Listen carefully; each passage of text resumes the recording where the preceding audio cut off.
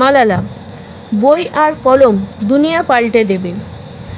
আফগানিস্তানে তালিবানি অনাচারে ফিরে এসেছে।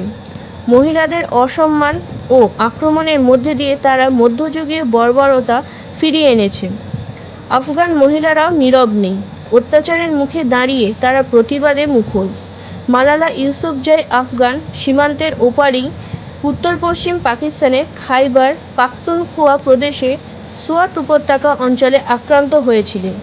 15 বছর বয়সের বালিকা ছাত্রী মাথায় তালিবানি গুলি খেয়ে অচৈতন্য হয়ে পড়েন। তার অপরাধ, তিনি তালিবানের শরিয়ত হুকুমকে অগ্রাহ্য করে স্কুলের পড়া চালিয়ে যাচ্ছিলেন। আজ অনেক দিন পরেও সেই ক্ষতের আঘাত ও অসম্মান তিনি ভোলেননি। সম্প্রতি নিউ ইয়র্ক টাইমসে নিজের কলমে মালালা লিখেছেন, গত 2 শতকে কয়েক লক্ষ আফগান মেয়েরা পড়াশোনা করার সুযোগ পেয়েছিল, কিন্তু এখন তাদের জন্য যে ভবিষ্যৎ অপেক্ষা করছে এমনটা তারা আশা করেনি। আফগানিস্তানে কেন এতদিন যুদ্ধ চলছে এ বিষয়ে আলোচনা আমরা পরেও করতে পারব, কিন্তু এই বিপজ্জনক সময়ে আমাদের সবার আগে আফগান মেয়েদের এবং মহিলাদের কথা শোনা দরকার। ওরা নিজেদের সুরক্ষা চাইছে, ওরা শিক্ষা চায়, ওরা স্বাধীনতা চায়, ওরা তেমনই ভবিষ্যতের প্রতিশ্রুতি পেয়েছিল। আমরা এখন থেকে ওদের পিছনে ফেলে দিতে পারি না। আমাদের হাতে নষ্ট করার মতো সময় নেই। 2012 সালের 9 অক্টোবর স্কুলের বাসে একজন বন্দুকধারী তাকে পরপর 3টি গুলি করে, যার মধ্যে একটি তার কপালের বাঁ দিক দিয়ে ঢুকে চামড়ার তলা দিয়ে তার মুখমণ্ডলের মধ্যে দিয়ে কাঁধে গিয়ে ঢুকে যায়। আশঙ্কাজনক অবস্থায় 3 দিন অচৈতন্য ছিলেন।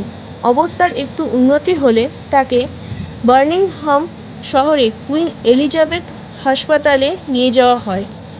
সেখানেই তিনি ধীরে ধীরে সুস্থ হয়ে ওঠেন। তেহরিক-ই-তালিবান ঘোষণা করে বিধর্মী ও অশ্লীলতার প্রতীক মালালা।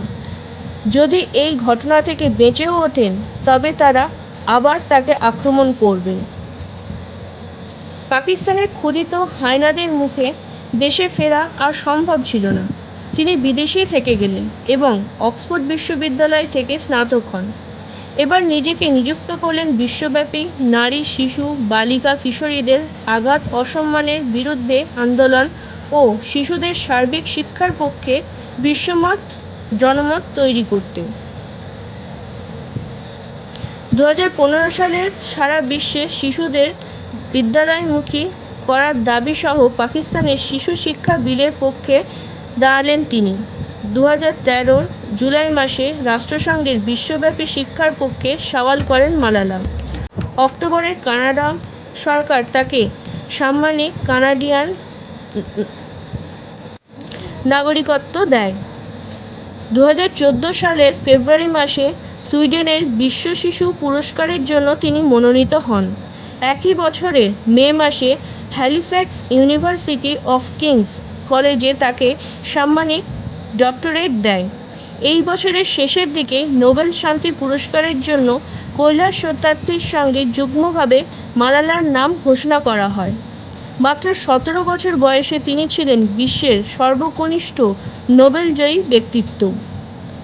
গর্ডন ব্রাউনের হস্তক্ষেপে 2013 সালের 12 জুলাই মালালা সারা বিশ্বে 500 জন শিক্ষা আন্দোলন কর্মীর সামনে জাতিসংঘের ভাষণ দেন ও বিশ্বের সকলের জন্য শিক্ষার আবেদন করেন। তার ভাষণ, সন্ত্রাসবাদীরা ভেবেছিল তারা আমার লক্ষ্য পরিবর্তন করে দেবে আর আমার আকাঙ্ক্ষাকে বন্ধ করে দেবে, কিন্তু আমার জীবনে কিছুই পাল্টায়নি এটুকু ছাড়া। দুর্বলতা, ভয় আর নিরাশা মরে গেছে। শক্তি, ক্ষমতা আর সাহসের জন্ম হয়েছে। আমি কারোর বিরুদ্ধে নই।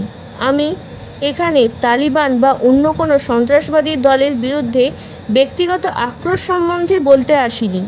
আমি এখানে প্রতিটি শিশুর শিক্ষার অধিকারের পক্ষে বলতে এসেছি।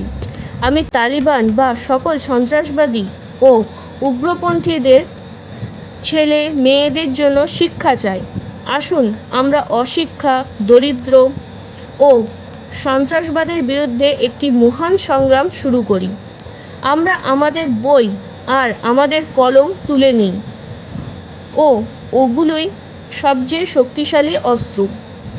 একটি শিশু, একজন শিক্ষক, একটি বই আর একটি কলম দুনিয়া বদলে দিতে পারে। শিক্ষাই একমাত্র সমাধান। মালালা হার্ভার্ড বিশ্ববিদ্যালয়ে বক্তৃতা করেন, অক্টোবর মাসে রাষ্ট্রপতি বারাক ওবামার সঙ্গে দেখা করেন এবং ডিসেম্বর মাসে অক্সফোর্ড ইউনিয়নেও বক্তৃতা দেন। 2014 সালের জুলাই মাসে তিনি লন্ডন শহরে অনুষ্ঠিত গার্ল সামিটে মেয়েদের অধিকার নিয়ে বক্তব্য রাখেন। সুস্থ হওয়ার পর মালালা 1 মিনিটের জন্যও বিশ্রাম নেননি। সারা বিশ্বের দিকে ছুটে বেরিয়েছেন নারী ও শিশু শিক্ষার তাগিদে। এই আলো নিভিয়ে দেওয়ার চেষ্টা চলছে। ঝড়ের মুখে বিজয়িনীর কাজ এবং কণ্ঠের আওয়াজ যেন থেমে না যায়।